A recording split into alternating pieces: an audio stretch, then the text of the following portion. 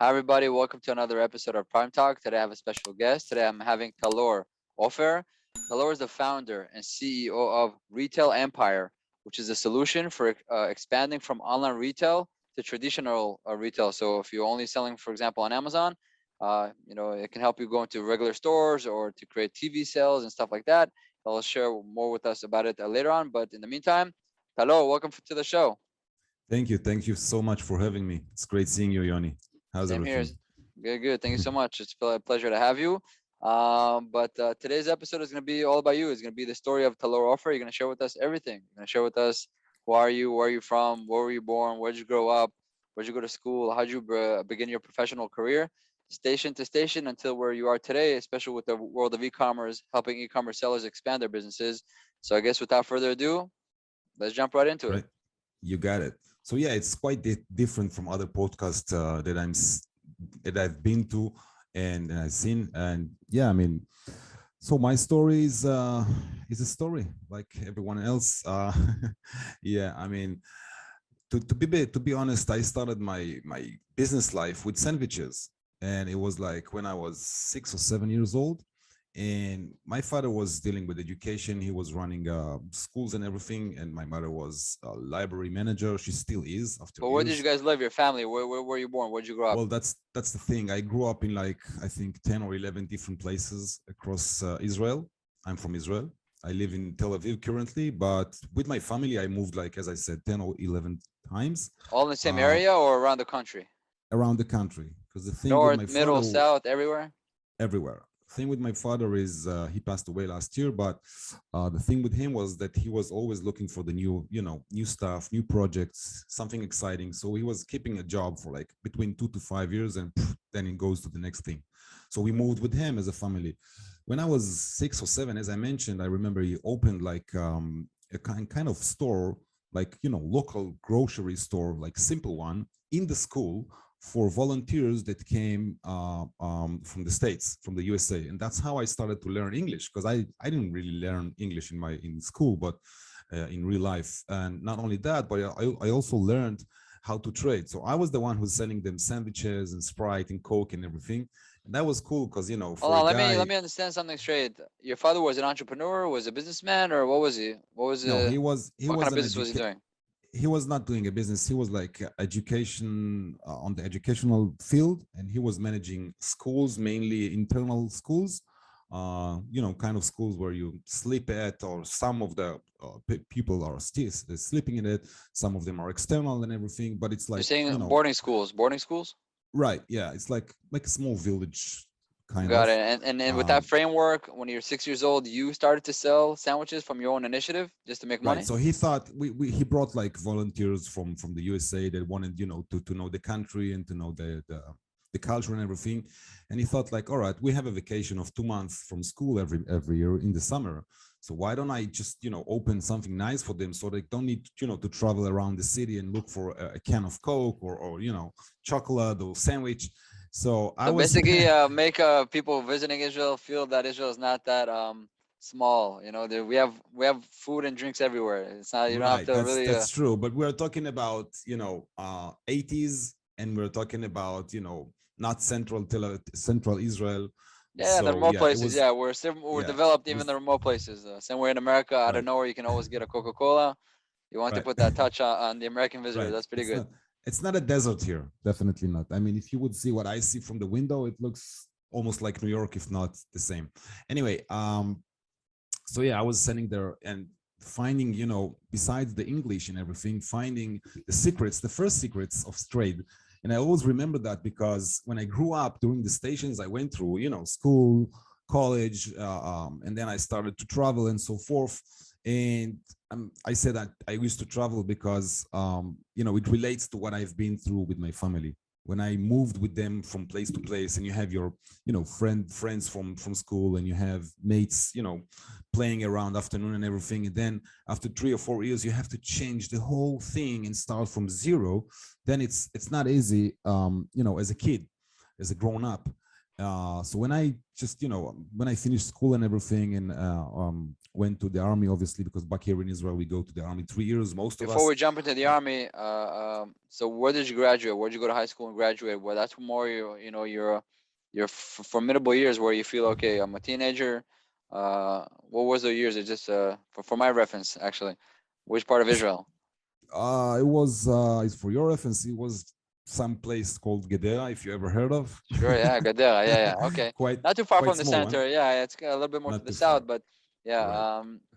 good. I think it's one of the colonies of the Baron of Rothschild, Baron Rothschild, they say. Right? It was That's true. Moshavat That's true. Baron, right? So one of the colonies that the Baron from That's true. Rothschild, a very wealthy family from Europe back in the day, helped to settle early on. Okay, so That's that's when true. you graduated high school and then you went to the army. Just a kind of a background information here in the state of Israel. Army is mandatory for men and women. When you hit, after high school, usually typically 17, 18, or 19 years old, you go for 3 years for men, 2 years for ladies. Take us there. What was the moment for you? Well, the moment for me, I volunteered for a special unit because I wanted to be, doing my maximum. I was there for like training for like, I don't know, 6 or 8 months, something like that. And then I got injured in my skin. I had a Which unit was skin that? issue. Which unit? Yeah. Meitar, if you ever heard of. And what's the specialty for that unit? Well, they had some kind of equipment, I would say, that is like secret, obviously. Yeah, but this is on And the I infantry was side. This is more of a combative unit, or more like intelligent unit, more of a no, technological unit. there are two parts. One part is the tech side, which is the equipment, which obviously we can talk about, and the other side is how to is the how would I call it, outdoor teams, I would say, that are out there, and The field team is the field a on the field field. team that are my our job, our team's job eventually was supposed to be like marking the target when it's like super far, so that the equipment could be reaching it out. Mm-hmm. I think you understand. Very, very cool. Yeah, uh sure. So that was the yeah, first 7, 8 months with your right. Then service. I And got then what? injured in the skin. I had a lot of issues. I was carrying those skin issues here and there sometimes for years later on, but thanks God it's gone. So anyways, I ended up being doing much low end service in the army, I would say. They literally wanted to dismiss me, but I didn't want to be dismissed, because I wanted to be like everyone else and Yeah, you finish want my to three contribute to years their more basic roles Exactly. within the framework. Got it. Exactly. And So my other roles were just so basic that nothing really there interesting. The only thing I could tell you about the rest of the 2 years, 2+ years, is that I kind of realized that my contribution is not that really serious and big. So I ended up like starting 3 different jobs during the army. So I was working at nights, at days, afternoons, whenever I could, just to make sure that I have enough money when I'm done with the army, so I can catch a flight and start my real life, which is what I was waiting for. okay, so let's touch the years right now. So which year did you get drafted, and which year did you finish your service? 95 to 98. Uh-huh. It's Okay. quite a piece of history. Yeah, it's actually a bit more on the peaceful side of things, right? There was kind of the peace era. Everybody wanted to have peace, and Right, 95 was a right. little rough. We had some rocky stars, but there was a little bit of euphoria, thinking it's gonna be a peace in the That's Middle correct. East. So relatively speaking, for the Middle East, it was a bit more on the quieter side, so that was okay. That's right. That's right. Okay, so 1998, you get released. You have some money in your pocket. What's the next station for you? So I went, I worked a little bit more in Israel, and then I thought, all right, I just want to travel first of all before I start, looking for my path. And I ended up traveling half year in India with a motorbike and friend, and we were literally I crossing the want to whole touch that. country. I don't think I ever touched this on the podcast yet. But what's the story with? I'm a part of the story, by the way. What's the story with these Israelis who finish their military service and they go out to travel the world? 6 months is kind of the sweet spot. What do you think that is between two Israelis? Nobody listening. Well, it's not only Israelis, but yeah, it's a major thing back in here. And I believe that this is something that is related to two issues. Number one is the army, because 3 years you're so-called property of someone else, and you don't really have your own life. I mean, you can't just grab a bag or whatever it is, suitcase, and fly to somewhere, or just travel outside or whatever. Your property, you're serving the military like almost 24/7, not including weekends, obviously. So 24/6. But anyway, that's the first thing that I see as a reason. And the second thing is that, at its nature, being surrounded with a little bit, not a little bit, but a few enemy Unfriendly, countries, unfriendly countries. We're not gonna say enemies. They're not unfriendly. unfriendly. It's so Yeah, saying our right. neighborhood You're is right. not so friendly to Right. on a It's a social rough, level, so you can go around and socialize with other cultures and this and that. So right. the combination of both makes us click the eject button, take us out for a few months, and then you're going back on track. Yeah. Exactly. So yeah, I mean, there's a lot of pressure in here. So yeah, that's like some kind of something that like a lot of people thinking, okay, I'm gonna done with the army before I'm going to college and starting my life, getting married, kids, and everything. I want to have some space for myself. It's something like a compensation for those 3 years and the general pressure that there is out here in Israel. So anyway, yeah, I mean, I traveled across the whole country in India. It was, I think, the best time of my life because you travel, you're not related to anything. It's just you're Yeah, like you live for your own pleasure. So my trip after my service, I went to South America. You went to India or Southeast India. I went to South America 6 months. Every day you wake up, what do I want to do? Which will give me tremendous pleasure. So it's a right, very, very sweet moment in exactly, life to have. I do encourage people. It doesn't have to be Israelis only. If you're listening to this, you have an opportunity in your life. You have a window of a few months, few weeks to go travel outside the world. Do it. Cherish those moments. Put it in your database because once you go back into the grind, you're gonna need it. It's always fun to remember what it used to be. So it true. fuels you with energy as you go along day to day as you continue in life. Go ahead. True. Anyway, I've been after 6 months. I flew to Thailand because I heard about working in Japan options and everything, and I ended up flying to Japan to work. While my mother was thinking that I'm gonna go back home, but I didn't. They were still waiting, and I went to Japan at 99, I think. Yeah, 90s, beginning of 99 somewhere. Started with selling jewelries and selling stuff like that. I ended up with establishing my own stores in Japan with a bunch of with a team, not by my own, with a team. And that's where I learned a bit more about trade because we used to import accessories and pop products from Thailand and from Korea, Seoul. So that's where I started to learn how it works in terms of how to trade worldwide, like internationally, like how does it get on the plane, what do you pay, what does it cost, all the terms and everything. It was first steps, but it was good because we had like a bunch of quite a lot of stores, and we did Which very areas good of money. Japan, if I may ask? Fukuoka, which is the south, it's the main city in the south island, which is Kyushu. It's Japan is divided to five islands, so I was in the south one. The most Obviously I was southern one, traveling. you're saying the last one on the bottom? Yeah, exactly. It's Got it. built like something like that. So yeah, on the bottom, and Tokyo is somewhere on the top, but not on the toppest. And Osaka is in the middle, just for the general info. So yeah, Fukuoka is I think the third or fourth biggest city in Japan. That's where I was living and working. It was fun. It was really cool, and I ended up being there for 3 years, Wow, which is pretty like a military service. You served the Japanese side of things. Okay, so that's right. 1999 to like 2002. I want to jump, I guess, to a bit deeper into your experience in Japan. 3 years. In a nutshell, how do you coming from the outside Middle East, Israel, and into the Japan? What was your impression? What was it like for you? Well, it felt like jumping from 1999 directly to 2250 or something like that. Futuristic. Especially after being in India, because when you land in India, the first steps before you see all of it, you feel like you've been dropped 100 years backwards. So anyway, here was the vice versa. It was going like moving forward. Everything. I mean, think about it. 2001, I already had TV on my mobile, and I could buy cans, drinks, food, whatever in those vending machines with the mobile, like just pushing those things inside the machine and getting it on my monthly bill and pulling it from the machine. And we're talking about what 20 20 years years ago. ago. 20 Yeah. years ago. Yeah. Gotcha. So we're saying that it was a stark contrast for you, coming from India especially, which is behind, especially 20 years ago was even more behind, into Japan. So propelling a few hundred years into the future, it's quite a change, quite a boom. Yeah, it's a boom. And then, I realized that, Asia is my thing because I really enjoyed every second of this 3+ years. 2001, I got back to Israel. Eventually, I had to see my family again.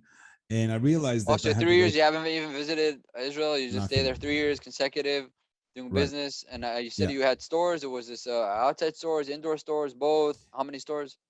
Indoor and outdoor, mostly indoor. We had 21 of them, 3 partners. And yeah, it was quite a nice operation. Like, yeah, quite a lot of So, money. That's what I can tell you. We did like crazy money there, which I mean, back in those days, the money was not related to the efforts you put in the business. It was ridiculous. Like you could work 4 or 5 hours a day or even less, and you would do so much money that you wouldn't even care working another 2 hours or not. That's how it was. Especially, 21, 22, 23 years old as I was, you don't really know how to appreciate. Like I thought back in those days that this is like this is life, that's how it is. You work a that's few business. hours, Business just works uh, this way. Yeah. yeah, and everything is easy, and you do your bunch of money, every day, like boxes of money, and everything is cool. But obviously, it's not. I mean, yeah, It turned you'll out take us to the other side of the story. But 2001, you go back to Israel, and what happened? Just to visit? I just came to visit, and then I realized that it's too hard for me to stay at the same place, especially in Israel, because after so many years, no, I mean so many years, 3.5 years outside, it felt like wrong for me to stay in Israel, and I didn't know what really to do next. But I kind of realized that I want to go on with trade again.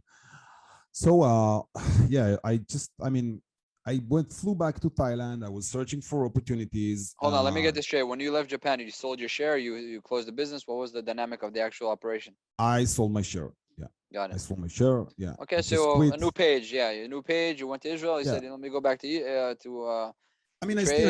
I still had my contacts. Even today, I still have some contacts from Japan left from those days. Good contacts, but just contacts. Yeah, moved on. I Got it. sold my Yeah. share. I was done with the business there. And yeah, I mean, when I got back to Israel and I flew to Thailand again, back and forth, I realized that something is missing in my base. So I went to college. I realized that I want to learn, and being in college for a year taught me that life is a better college. I mean, I'm not saying it from a bad aspect, but or from point of view. That's only my point of view. That's what I'm saying. It's only my point of view. It's not necessarily the right thing for everyone So or which year did others. you go? You went for 1 year for university or college. Which years was that? That was 2002 until the end of it. Like 2003, I was Got it. So done with for that. I a year realized, plus, you're kind of moving from Israel to Asia. Also hit school. right, Realize and the I've school of and I've life, seen, the school of life, the school of the hard knocks, as some call it. That's the best university and education for you. right, and I've during those days. I mean, I was still doing business locally in Israel, good businesses. What were So you I doing in didn't Israel? really. Well, I did some how do you call it, money exchange and stuff like that. Foreign Just currencies, FX. foreign currency. Yeah, exactly. But Got it. locally, Trade, not trade. Yeah, like you said, the word trade. The key word for you is trade, exactly. buying and selling. Yeah. Trying to be close to the money, too close to the Okay. money. With friends from Japan at those days. Um, but yeah, I mean, I learned one of the courses, and it was interesting for me. It was statistics, and my father originally was a math teacher when he started his, when he was young, and I found myself teaching afternoon students that were learning with me for paying for money, teaching them statistic. And then I realized, like, all right, I'm good at that, I should go on. But then from the other hand, it's so boring, and it's so like not giving me what I really want, because what I really want is to know what happens in real life, not in theory. And that wasn't there. So that's why, yeah, those are the reason why I kind of quit. Not kind of, but I quit. Later on, years afterwards, I started I went back to college. I'm still learning actually for my first degree. It's been like 20 years that I'm doing my first degree. Yeah, I'm taking it it's all easy. good. Yeah, It's for life is all fun. I about mean, learning. Yeah. exactly. It's for fun. It's for education. It's not, not for the career or something. Anyway, 2003, no, end of 2002, I flew to Spain for a couple of months because I realized that I'm able to do a good business there with, again, people that I knew from Japan. And I started selling, like in South Spain, I started selling, again, bags, wallets, accessories, stuff like that to local stores. And just to mention, going back to Japan, I learned the language from the street, and now I had to learn another language because, it's Spain. So I speak quite good Japanese. My Spanish is quite bad, especially not using it for so long. And, I mean, I've only been there for like, whatever, 7, 8 months, not more than that. So, Which but I parts had of Spain, by the way? Malaga, South Spain. It's, I was living in Benalmádena, a small city on the Is beach. that by the beach like, area, right? Yeah, it's just near the sea. I could see the sea from my window, which was terrific. But I was working on the Costa del Sol, which is like the whole, beach to beach south side of Spain, up till Gibraltar and everything. Anyway, when I was working, then I was obviously importing from China, and I realized that I started to think that like the real goal, the real thing is in China, not in here, because what I'm doing here, I'm selling. But, and I have kind of a limit because I could sell to this amount of stores. I could possibly expand to north Spain, or to middle Spain, Barcelona, Madrid, whatever. But I realized that the real thing is happening in China because, so many factories and so many options and so many ways to change the products and everything. And if you're near that, it's different when it's like controlled like from overseas. Yeah, you touched it. You said you want to be close to the money. Well, the money usually lays at the source. So sourcing and manufacturing, that's where really the money starts. And you realize that where the source is, that's where you need to be, and that, I guess, drew you to your next station. Yeah. Right. So the next station, I mean, I flew to China just to make sure that I have the sources and everything, and I was planned for a month. I stayed there a bit more, 7 years, and and I fell And this, in what love year with was the that? That was idea. already 2003 or 4. This is 2003, and yeah, You I hit ended up China and boom, hit it for 7 years, all the way to 2010. right because exactly because a lot of stuff happened in China. Where first of all, I started to understand what's happening in real business, big business, factories, manufacturing, big quantities. The first time I remember that I walked into a factory, asking them, guys, I want to produce bags. So the first question was, what's your quantity? And I was like, mate, they don't even, nothing polite in here. I mean, what's happening? Quantity? Wait a second, we haven't spoke. You don't know my name. Quantity. That's all they asked me.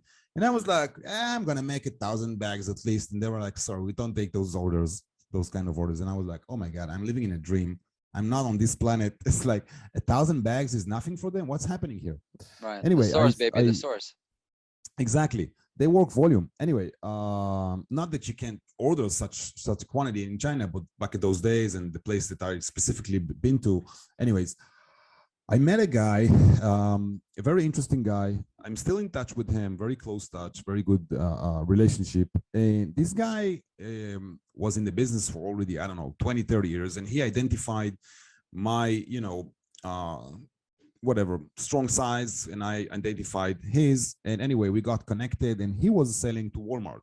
So together with him, I started working and selling to Walmart, producing for them CMT. If people who listens to that know what is CMT, it's like cost making trimming. You get the fabric from them and everything, you just produce it in factory for them. We went also and produced for BCBG and Max Azaria, if people know that name.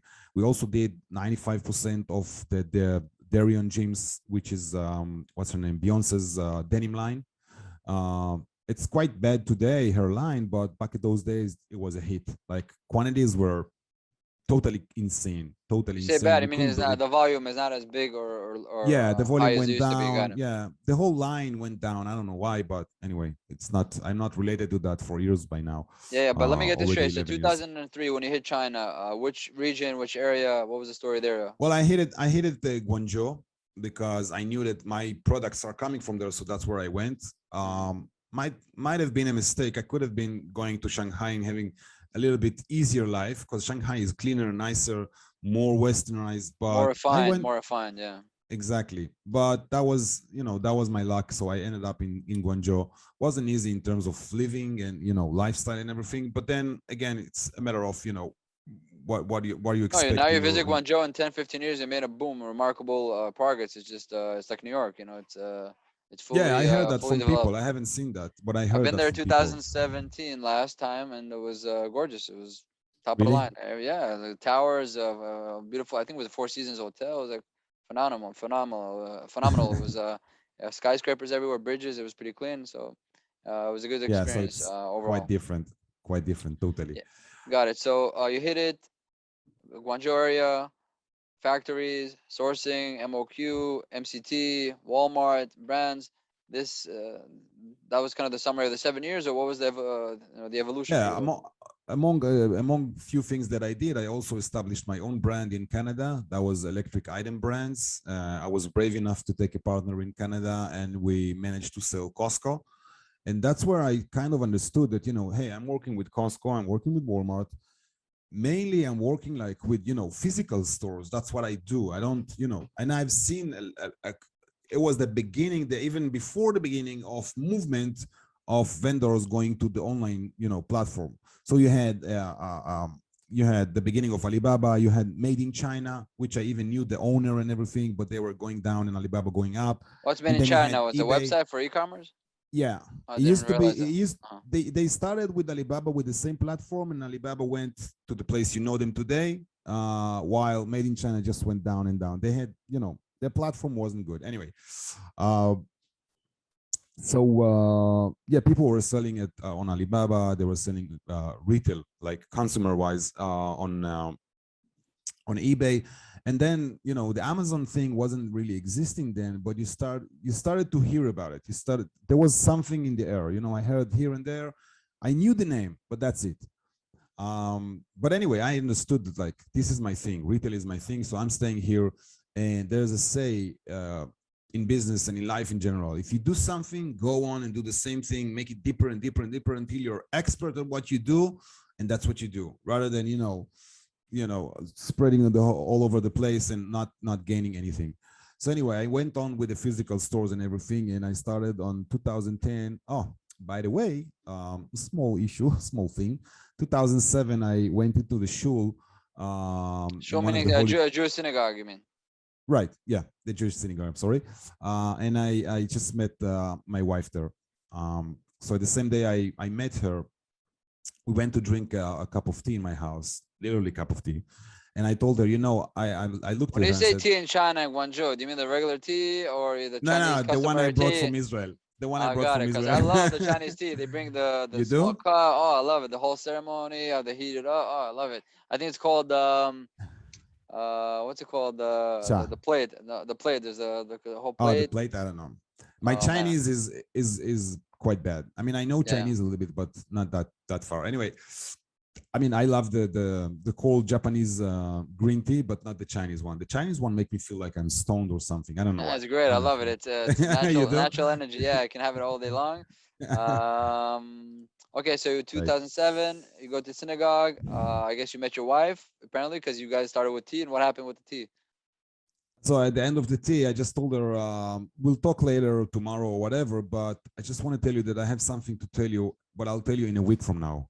And a week afterwards, I offered her. So Wow, just like yeah, we that. You got, saw her a week later, like you realized that that's it. yeah, That's the yeah, one. yeah. That's great. 2 months afterwards, which was planned to be 3 weeks afterwards. But anyway, 2 months afterwards, we already been married until today. And you got married in China or Israel? We wanted to get married in China, but our families, they were like, "Hey, are you serious? No way. We want to see you in your marriage." So yeah, that's why it took 2 months. Otherwise, it would take three weeks. Wow, you got when you Uh, know something, you do it. That's it. No time yeah, wasting. It's pretty impressive. yeah. I mean, it's just happened. It's just, I mean, it doesn't happen like that all the time. But when things like that happens, like I knew it. I mean, the minute I saw her, I knew like this I is hope it. she's listening and appreciating it. It's good stuff. Okay, I'm telling her that every day. that's great. Good romance. You're keeping the romance going. So okay, so 2010. It seems like there's a next station or shift in your evolution. So take us there. Exactly. So we went back to Israel in 2010. We were a little bit fed up, if not a lot, from China. We went back to Israel, Actually, I and do. then I apologize. I want to jump into China. You seem fed up because you tasted so many, right? You tasted India, Japan, Spain, China. And China seems to be, for now, and the story shows the longest time, about 7 years. Correct. So in a nutshell, what's your impression with the culture, where it's going, where you probably also saw it develop? Basically, a little point on China. Make your point. I mean, my point on China, I think they're not going to control the world, but they're already are controlling the world, because it's not only production and everything. I mean, you could see even back at 2003 and 4, you could see how they, I mean, I could see how they think and how they do.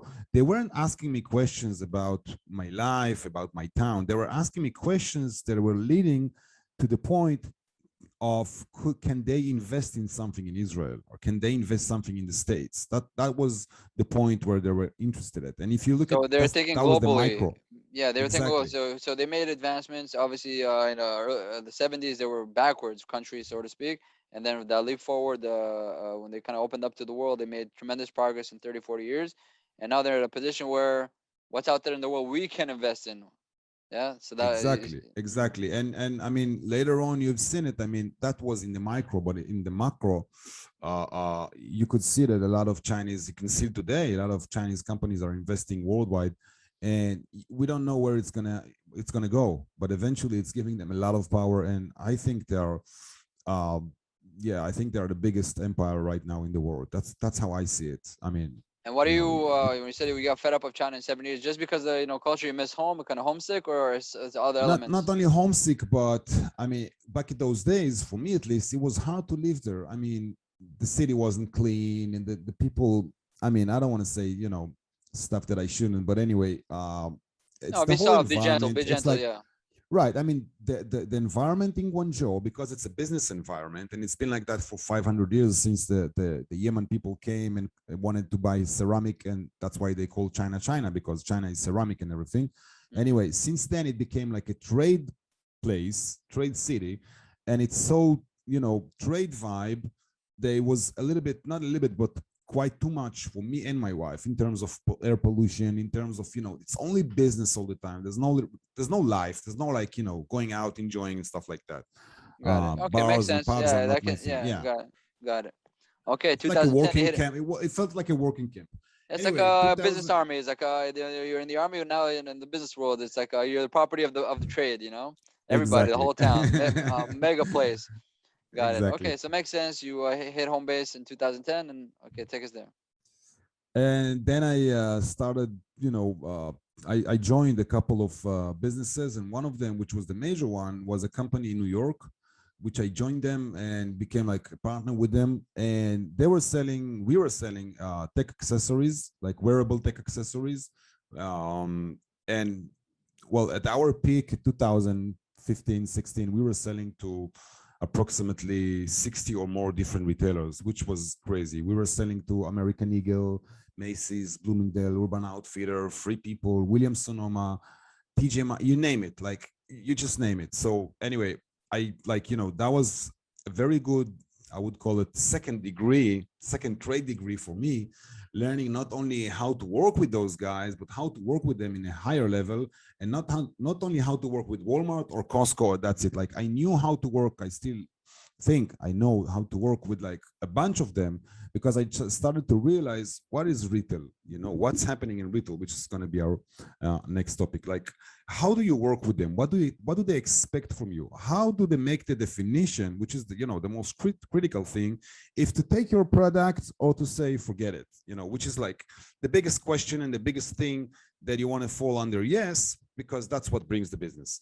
So anyway, I was working that way for like approximately 7 years. We did a great job. We had a great office in New York, but it started to go down because a lot of competition came in. But not only that, we've been very special with our designs. That nobody could copy us. That's really literally nobody could copy us. We were competing You at the couldn't copy entrance because of what? You had Mace. some sort of a patents, No, design. no, because we did crazy designs, and the finishing we did on the products were something that people couldn't beat. We were working like days and nights to bring something like crazy stuff. We did, for instance, I assume Kate Spade. So we did Kate Spade paired their, bags. We did the same designs of the bags on our accessories like power banks and speakers and so on. Like we took the same patterns and did it. And then the quality was something that usually you You talk about a wouldn't get to license that here. You did quality. with the license, or just you took inspiration from other designs and made all these unique It designs wasn't. that It was co-branding. It wasn't licensing. You don't need co-branding. licensing when you sell them directly because they are the only one who sells it, and that's part of the purchase orders and contracts that you sign. No, Um, let me understand it. So how do you work with Kate Spade, for example? What was that co-branding? How do you mean? I mean, their brand logo and everything was there with their patterns and everything, but our company's logo was also there on the bottom. This is co-branding. Got it. Like we Because you promote sell both the of us. accessory. Got it. Okay, got it. We did the same thing, by the way, with Kenneth Cole, if you know them, Sure. and also with the anthropology and free people. Yeah. Got it. So you have Which both this of them belong relationship to with all these. Urban. Got it. So you have all Yeah. these relationship with all these brands, unique patterns, unique designs. It's very hard to mimic it. And if you are, it's a knockoff. That's an issue. So you're Yeah, able yeah, to have of a course. You competitive edge cannot, on the I mean, design yeah, level. Is obviously you're assigned that you cannot sell even one piece out of it. Even a sample. Before you do the sample, before you ship it, you have to get authorized. It's not a license. License is a little bit different, but yeah, you have to get authorized each and every step in the process because of this sensitivity. got Big it. brands, big names. Yeah. Yeah. Okay. So Um, business started to fall down. I mean, or start kind of relaxing because of competition. What else? I quitted the business. I didn't sell my part. I just quit. I left everything to the partner. And I mean, I have been in touch But with let me ask you Amazon this: sellers. besides the fact that competition came in, was there another reason business started to decline, or that was the main Yeah, reason? because this particular line of products were not really so exciting anymore at 2017 because new stuff came in, new technologies, and in terms of technology, we knew that we don't have enough strength. We're both, me and the other guy partner, With the we're not wearable like accessories, you mean, right? Because that was kind of your right, specialty. right, Got it. right. Got it. Okay. So we understood that if people are producing rings on, like literally ring that are containing Bluetooth devices inside, then, we're going to be out of the game very soon. So we realized that. Anyway, Got it. I've been in touch with a couple of Amazon sellers back here in Israel. And when that happened, they approached saying, hey, Taylor, we know you understand what is retail and how to sell there. And we have, bunch of products. We have so-called sort of branding and everything. But we don't really know where to start, how to approach all these retailers. Because, if we sell online, we want to sell offline as well. They didn't know the numbers, but the numbers, even until today, is like more than almost 90% of the products that are being sold in the States still, even now when it's COVID times and everything, are being sold in the retail space, like in physical stores, which is like a little bit shocking to hear this number. And it's like, it's on Google. You can search for that. Like, it's not numbers that I brought. And I knew that number. And when I told them that number, they were like, what? Are we selling at 10%? I said, guys, you're not even selling at 7-8 because Amazon is the biggest on the online, but they're not alone there. So yeah, you're selling at the best day. At a good day, you're selling to 10% potential. So you have 9 times more potential than what you do right now. And they were like, wow. Anyway, I started, to help brands to go inside retail, and then it became coaching. I started to do coaching people how to do, what do you need to do, how do you approach these people, what do you need before you approach them, what do you need to know, what's the information, what's happening. Because it's like same thing with Amazon. It's a language. If I wanted to sell on Amazon, which I don't, and I want, probably not in this life, I would go to someone who knows what Amazon is. Teach me PPC, teach me hijacking, teach me everything, and let me go, at the fast way, rather than spending 2-3 years of my life and not getting results. And that's the same thing I did, but from the retail aspect. So the last year or so, I got a little bit tired from coaching, because when you coach, obviously you're, putting a lot of energy into that coaching and everything. And at the end of the day, the students are succeeding and doing whatever they do, but you're not part of it. You're not really part of it. You're not part of close to the money. So Close to the source. Yeah. You're one exactly. step removed from another source. Yeah. Right. Again, I took a step back. So anyway, with that being understood on my end, and with another like very important sentence or idea that I heard from a friend in the industry. He told me something. He said, "You know what, Taylor? You think that people wants your information, and they do, but they don't want to learn, especially not the online vendors. They don't want to learn. They want things to be done. So I was like, oh my God, I'm doing the wrong thing. I should do a service. Now, if I do a service, which is what I do today, Meaning a solution. uh, a Yeah. solution, So if I do this, solve this.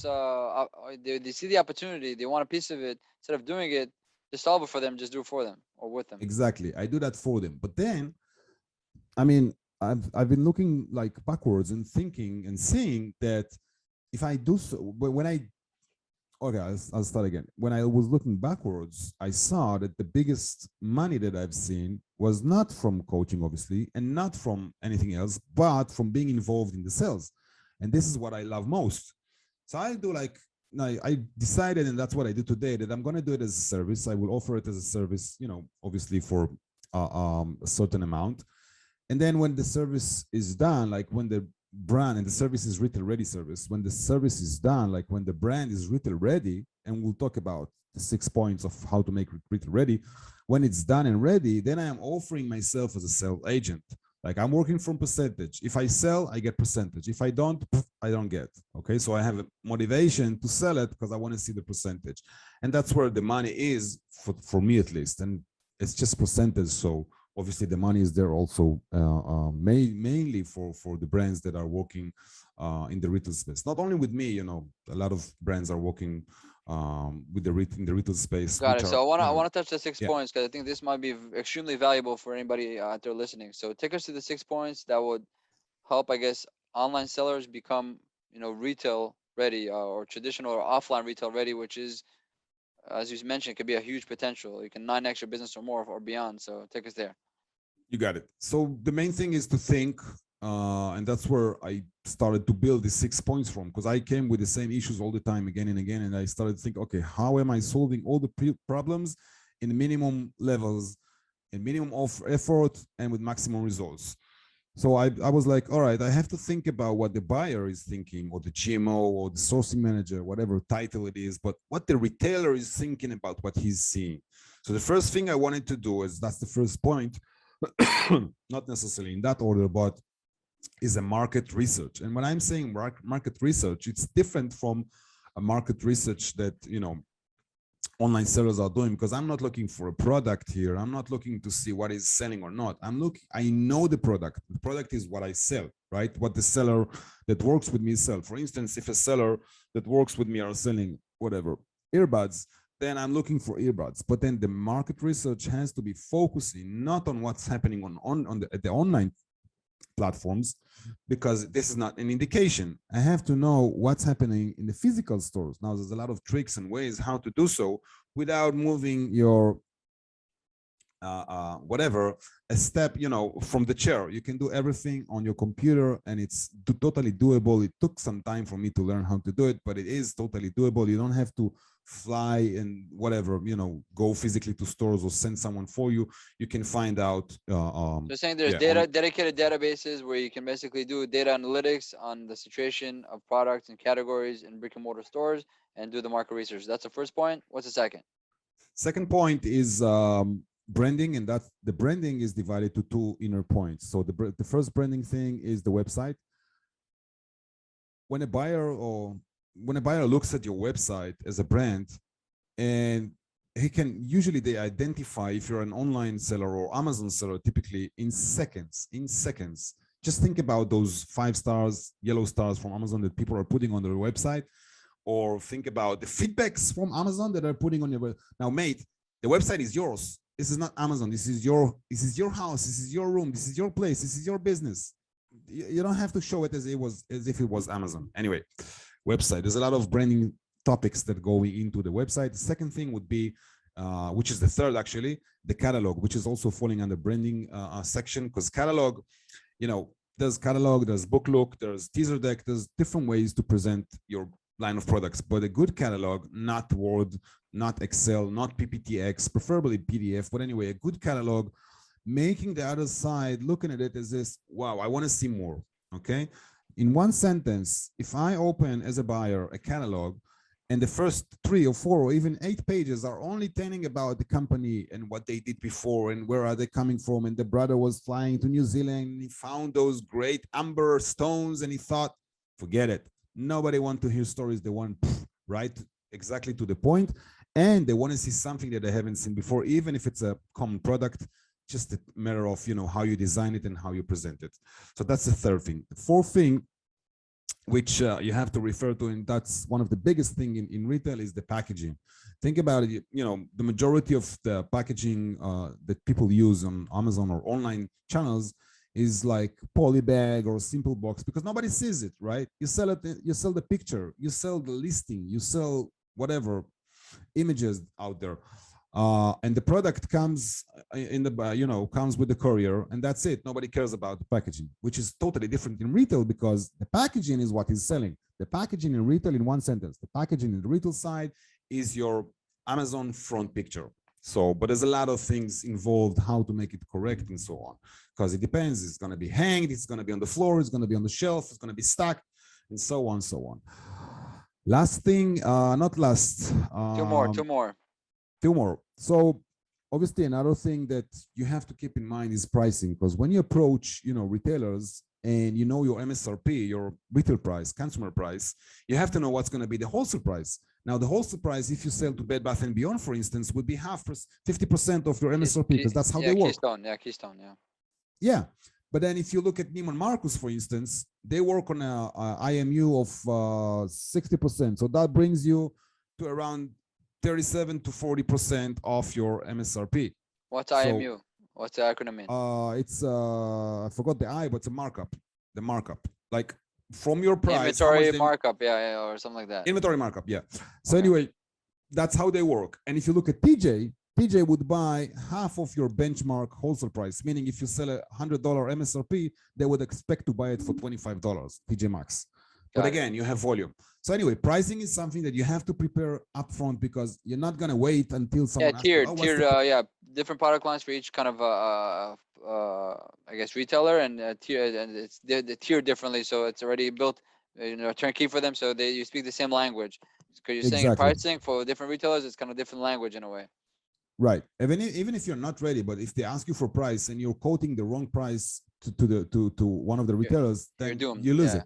Yeah, exactly. You lost the whole arrangements. Okay, the last thing is brief. I call it brief. The thing with brief is like, how do I present myself in 5, 6, 7 sentences, email, LinkedIn, whatever it is. And obviously, if you have 7 lines to define yourself or 10 lines to define yourself in an email, you have to think about how not to make the people bored, and how to make it even shorter in LinkedIn. Because if you get those, huge messages on LinkedIn, you're like, oh man, I'm going to sleep. I'm going to go sleep. No, you want to send 2 sentences, and you want a GIF, small GIF, to be running on the message box and getting their attention. So these things are being implemented into the brief side, which is like differs from platform to platform, but it's something that you have to have on hand, and this is very crucial. Those are the 6 points in like very, very general idea. Yeah. Okay. So let's recap the 6 points. So number 1 is market research, pricing, website, catalog. You call it branding. Yeah. You call it pricing and branding. Right. Inside, and then you said packaging and pricing, brief. And the last thing was brief. Yeah. Got it. Yeah. Okay. Very, very cool. All right, so this is where you are today. This is your power. This is your energy. This is your focus. The transition from online to offline based on these 6 fundamentals. Exactly. And great. So I want to kind of thank you so much. It's been a crazy, wild, and an interesting ride for me to experience. So I want to package the story, see what we got so far. All right. So born and raised in Israel, you moved all around, graduated in Gadera, your high school years, and then 1995 to 1998, you did your military service. You left, and around 1999, you went out for a trip. You started in Southeast Asia, and then you had an opportunity to be in Japan. You opened your businesses, 21 retail shops for about 3 years. Then 2002, you went back home a little bit to Asia again, and then a little bit to Spain again. Around 2003 to 2000, you already hit China, Guangzhou area. You stayed there for 7 years. You got an extensive experience with sourcing, manufacturing, and global trade. and then 2010 until 2017. Along the way, you got married around 2007, but 2010 you went back to Israel. From 2010 until 2017, you were involved in apparel, electronics apparel, wearable technology, I guess, and then mostly selling to 60 plus retailers here in the United States at a New York office. And then 2017, you transitioned to supporting sellers, online sellers into offline, mainly on the coaching side. And then 3 years after, around 2020, when the COVID hit, you basically kind of evolve into partnering with the sellers. Whoever's out there is interesting to put themselves offline. You take the 6 fundamentals, you set it all up, set it in motion. You basically become their agent and operator, and you're strictly motivated by sales. If no sales, you get 0. All the effort's on you. But if you do generate it, you always be focused on generating it, because you have an important stake in it. And that's kind of the dynamics that you find yourself today. After all these years. So this was a kind of a good summary on what happened. Yeah, it is. Just to precise the last point, I mean, when I do the retail ready service, at first I do like, there's a link that I will share and everything. I do like, I'm looking at the line, at the products and everything, and I'm thinking and I'm checking and I'm testing if there's like potential in the retail side, because if there's none, I would never. That's the first step, the market research. If market research says yes, you go for it. If all it says these no, 6 points are being like, this is a service that I sell. Afterwards, the second part, which is my interesting part, is to become a rep. So if a company says, all right, we are retail ready, thank you so much, we're going to go ahead and sell ourselves, that's fine. But that's actually an option from my side, and that's preferable on my end at least. But yeah, just that makes sense. So if they after they graduate, they're free to fly on their own. But if they want to partner along the way, they can partner with you. I think it's a very, very good, useful combination where everybody's always comfortable with their decisions. I think that's very, very good and very fair. Not only that, but even if they don't proceed with me as a rep, I would always open like a couple of doors for them so they can get a kickstart of things getting moving with. And I'm talking about introducing stuff like Costco, TJ, the big guys. So it's valuable. That's great. I love that. Okay, so that's kind of the story so far. I want to kind of finish up with 2 points. We got to do this a bit quickly than usual.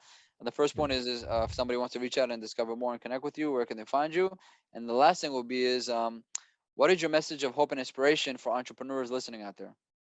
Don't be afraid. Go and sell on other platforms with me, with others, with yourself. It doesn't matter. There's so many platforms. I didn't even spoke about it today. TV segments. I'm selling to subscription boxes.com, Macy's.com, SamClub.com, all these channels. There's so many things out there to do. Don't get stuck, and put all your eggs in one basket called Amazon or whatever. Just, free your mind and build your brand. This is the big thing here. Build your brand. Look at the global trade, free your mind, build your brand, and think globally, and put yourself wherever you can. Got it. And where can people find you if they want to connect? Well, retail-empire.com. There's a contact us. You can reach me out very easily. And there's also a link for the form for the retail ready service, which I'll share with you. Yeah. And I'm also Talor Ofer on Facebook. Very easy to reach me out. Yeah. Awesome. Beautiful. Okay, Talor, thank you so much. I enjoyed it very, very much and learned a lot. I hope everybody else enjoyed. Stay safe and healthy, everybody. Until next time. Thank you so much, Johnny. Thank you for having me. And I think you're a brilliant guy. Thank you so much. Thank you so much. Take care, everybody.